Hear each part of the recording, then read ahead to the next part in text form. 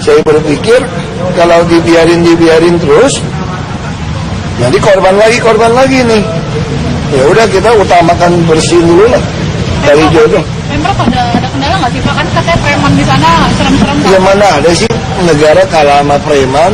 Tapi berkali-kali penertiban Kapolsek sering ditodong pistol gitu Pak. Terus ya jangan 1-2 orang, datangnya pasukan dong. Kalau dia ada 1000, kita kirim 1000 brimob, senjata lengkap kok. Tapi udah ada koordinasi belum sih Pak sama polisi yang nanti kan udah SP1, SP2, SP3, baru kita minta bantuan polisi.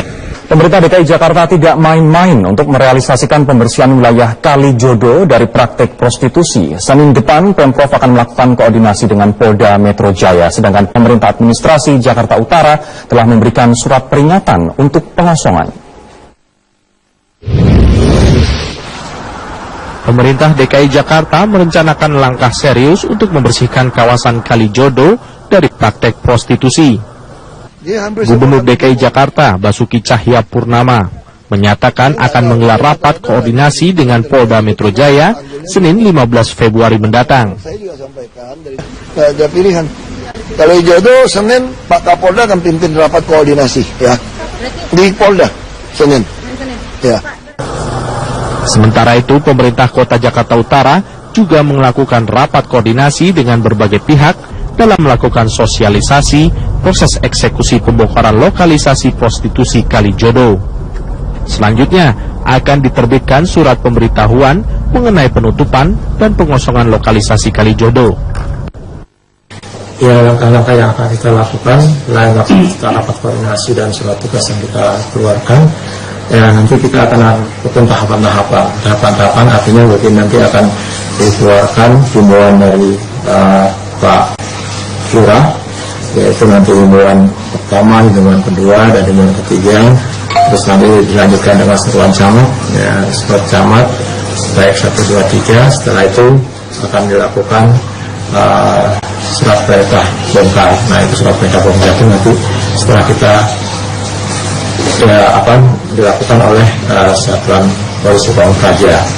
Nah, itu nanti setelah tahapan-tahapan itu baru akan dilakukan pembongkaran. Artinya tercatat 5 RT di kawasan Kalijodo masuk dalam wilayah penjagalan penjaringan Jakarta Utara.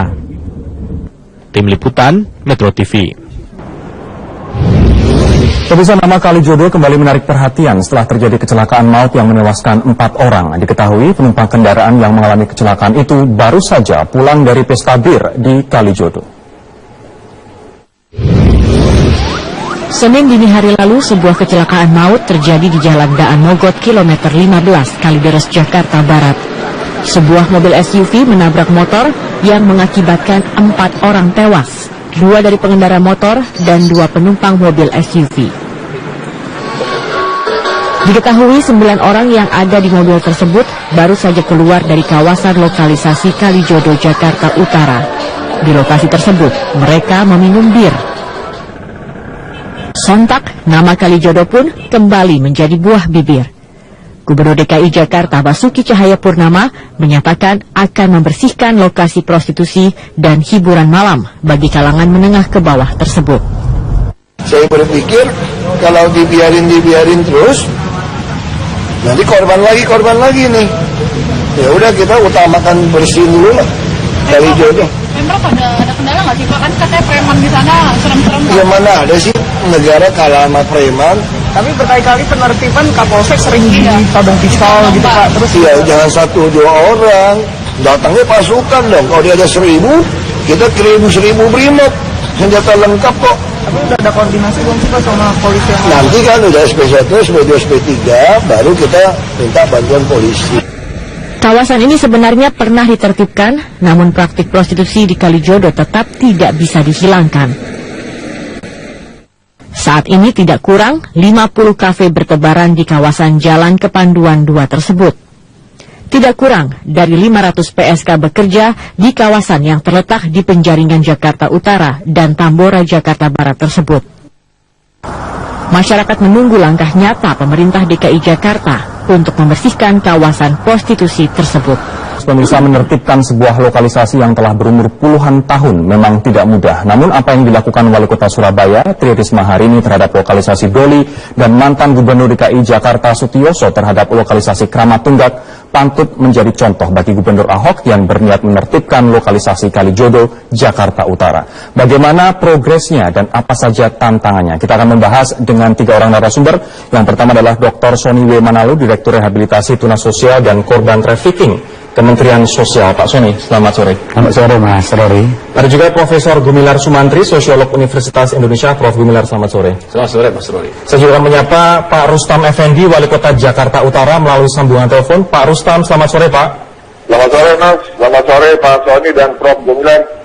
Selamat sore. Selamat sore. Pak Rustam, saya akan mulai dari Anda, Pak. Langkah-langkah apa saja yang sudah dan akan dilakukan oleh pemerintah DKI untuk menertibkan Kalijodo? Ya, yang pertama, Pak Gubernur kan sudah berkomitmen ya dengan tegas mencatat bahwa Kalijodo harus segera ditutup. Nah, kan tentunya melalui tahapan-tahapan yang dilakukan.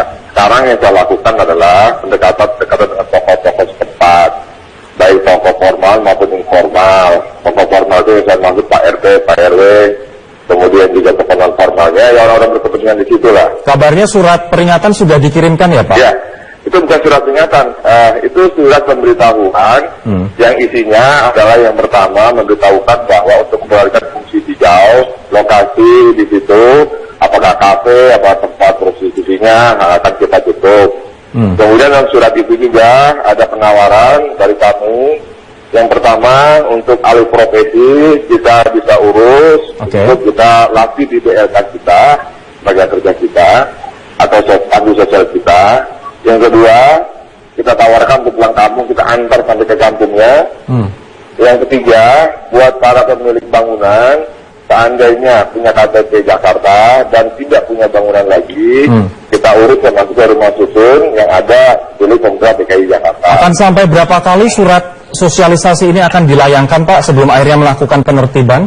Intinya bahwa sosialisasi terus-menerus kita lakukan. Surat ini kita keluarkan, kemarin kita tandatangani, hari ini beredar sampai seterusnya. Nah, kemudian juga pendekatan-pendekatan itu kita lakukan. Makanya di situ juga ada semacam peluang dialog dan komunikasi ya. Kita buka peluang itu, maka kita buka posko untuk menyelesaikan masalah Kalijodo itu di kantor kecamatan. Kita layani mereka. Kalau yang mau pulang kampung kita daftar, ataupun mau konsultasi dulu, ataupun mau tukar pikiran, monggo kita siap. Nah, setelah ini kita pelajari reaksi mereka seperti apa, positif atau tidak, dan kita tunggu waktu nanti. Pak Rustam, ini sejauh ini bagaimana sosialisasi dengan warga dan tokoh masyarakat di sana? Dikatakan banyak warga dan tokoh masyarakat yang sudah dengar terkait rencana ini, namun mereka belum tahu akan seperti apa alih profesi, kompensasi, dan lain sebagainya, Pak.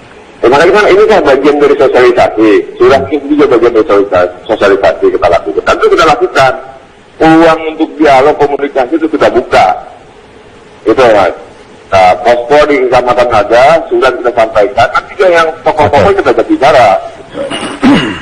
Baik, saya akan beralih ke Pak Sony terlebih dahulu. Pak Sony, apa yang sebaiknya dilakukan oleh Pemprov? Dikarenakan kabarnya Pak Ahok tidak akan memberikan uang santunan, tidak akan memberikan kompensasi bagi warga di sana, baik itu mereka pekerja seksual ataupun pemilik kafe-kafe di sana, Pak.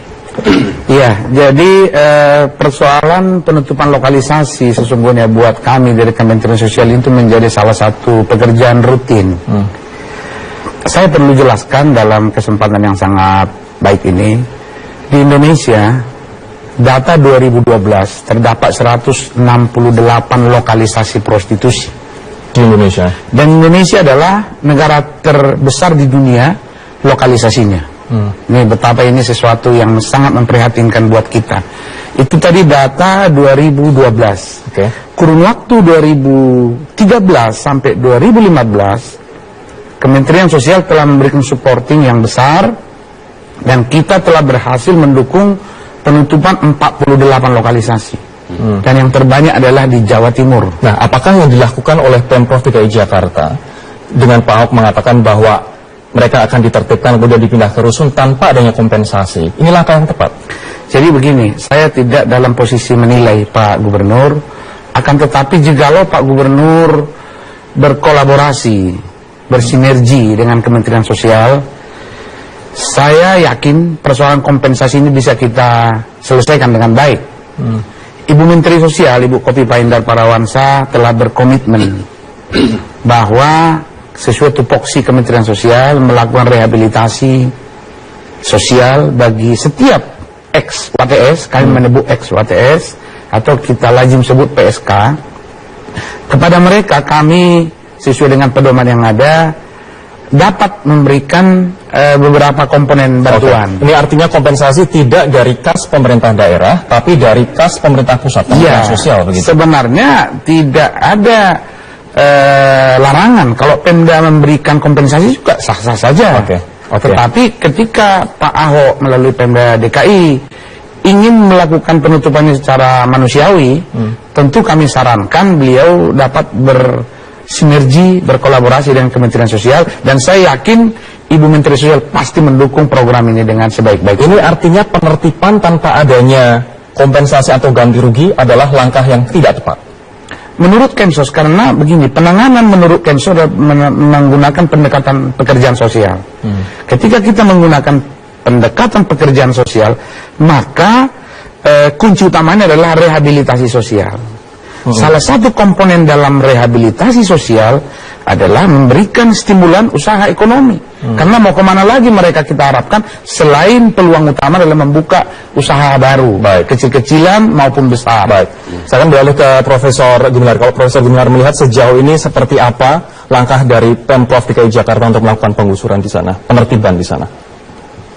Penggusuran atau penertiban itu memang ada dasarnya. Jadi berasal dari visi untuk membangun kota yang lebih tertib, lebih baik, misalnya terhindar dari juga ancaman banjir ya.